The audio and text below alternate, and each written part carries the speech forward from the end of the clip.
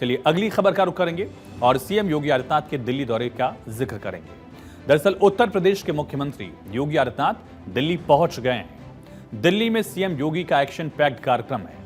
Party के वरिष्ठ नेताओं के साथ मुलाकात के अलावा कल नीति आयोग की बैठक में भी उत्तर प्रदेश के मुख्यमंत्री योगी आदित्यनाथ शिरकत करने वाले हैं। क्या कार्यक्रम है ये भी समझिए।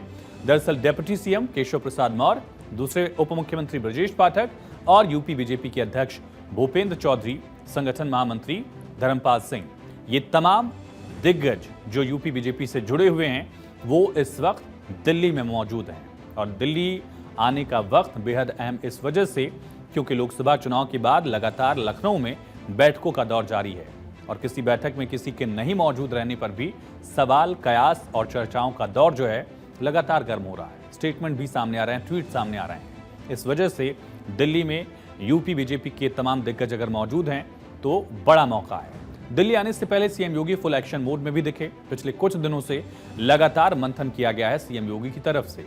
राज्य के करीब 200 पूर्व और मौजूदा सांसद, विधायकों के साथ बैठक की सीएम ने। इसके अलावा कुछ विधान परिषद सदस्यों से भी बात की। सभी नेताओं के साथ मंथन किया। अलग अलग क्षेत्रों के नेता लखनऊ पहुंचे। सीएम ने उनसे बारी बारी से मुलाकात की, फीडबैक लिया कि आखिर लोकसभा चुनाव में पार्टी को उस क्षेत्र में कम सीटें क्यों मिली या क्या कारण रहा, किस वजह से इस तरह का बदलाव देखा गया है। 24 जुलाई को हाल की बैठकों का जिक्र करते हैं। 24 जुलाई को मुरादाबाद और बरेली मंडल की बैठक थी।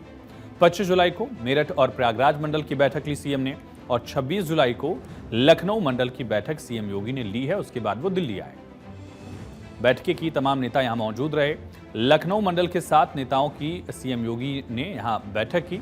लेकिन इस मीटिंग में शामिल कौन कौन था ये भी समझिए।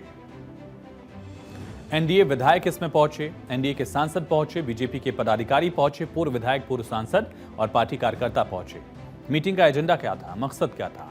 मीटिंग में खराब प्रदर्शन पर फीडबैक लिया गया कि आखिर चूक कहां से हो गई। बीजेपी आखिर जमीनी स्थिति को भाप नहीं पाई तो उसका कारण क्या था? क्या अति उत्साह कारण था, क्या नाराजगी थी या विपक्ष का नैरेटिव अगर चला तो उसके पीछे कारण क्या थे? उपचुनाव है 10 सीटों पर, विधानसभा की 10 सीटों पर होने वाले उपचुनाव पर भी चर्चा हुई है। कार्यकर्ताओं का सीएम भरोसा बढ़ाना चाहते हैं।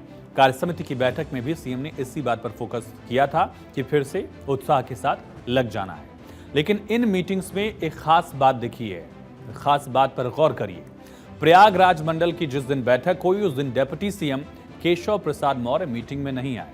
बीजेपी के प्रदेश अध्यक्ष भूपेंद्र चौधरी मुरादाबाद मंडल की बैठक से दूर रहे और लखनऊ मंडल की समीक्षा बैठक में डिप्टी सीएम ब्रजेश पाठक भी शामिल नहीं हुए। इनकी गैर मौजूदगी सवाल उठा रही है। लेकिन महामंथन के दौरान बीजेपी के सहयोगी निषाद पार्टी के अध्यक्ष कैबिनेट मिनिस्टर संजय निषाद ने सीएम योगी से मुलाकात की, अपनी बात को रखा है। मीटिंग के बाद संजय निषाद ने सीएम योगी को अपना अभिभावक यानी गार्जियन बताया और कहा कि अब निश्चित रूप से सारे काम हो जाएंगे। ये उम्मीद संजय निषाद ने जाहिर की है। सुर उनके भी अब थोड़े से बदले हैं। मुख्यमंत्री जी अभिभावक हैं, गार्जियन हैं, दिशा निर्देशक हैं, मार्गदर्शक हैं और निश्चित रूप से उन्होंने सबको सम्मान दिया है और सबको आश्वस्त किया कि आपके साथ ही होगा। और निश्चित रूप से बहुत ढेर सारे ऐसे होते हैं कि जिसमें एविडेंस नहीं मिलते हैं, तो ऐसे जगहों पर अभिभावक हैं। अगर सम्मान और सुरक्षा माननीय मुख्यमंत्री को ही दिलवाना है। तो संजय निषाद के शब्दों का चयन बदल चुका है। मुख्यमंत्री को उन्होंने अभिभावक बताया है। पिछले कई दिनों से बीजेपी के यूपी यूनिट के चर्चे देश भर में हैं, सुर्खियों में हैं। पिछले कुछ दिन से एक ही सवाल सियासी गलियारों में तैर भी रहा है। बयानबाजी, मुलाकातें, अंदर खाने की बैठकों की खबरों ने यूपी के माहौल को देश भर में गरमा दिया है। कोई कुछ कह रहा है तो किसी का कोई और दावा है, किसी के दावे में दम नहीं है। लेकिन सीएम योगी फुल एक्शन में दिखे हैं। कम सीटें मिलने की वजह का पता लगाया जा रहा है और उपचुनाव को लेकर तैयारी भी की जा रही है। इसी बीच यूपी प्रदेश अध्यक्ष भूपेंद्र चौधरी ने कहा कि भारतीय जनता पार्टी एक लोकतांत्रिक दल है, सबको अपनी बात लोकतांत्रिक तरीके से रखने का अधिकार है। साथ ही भूपेंद्र चौधरी ने मुख्यमंत्री पद के बारे में बताया कि यूपी में ऑल इज वेल है।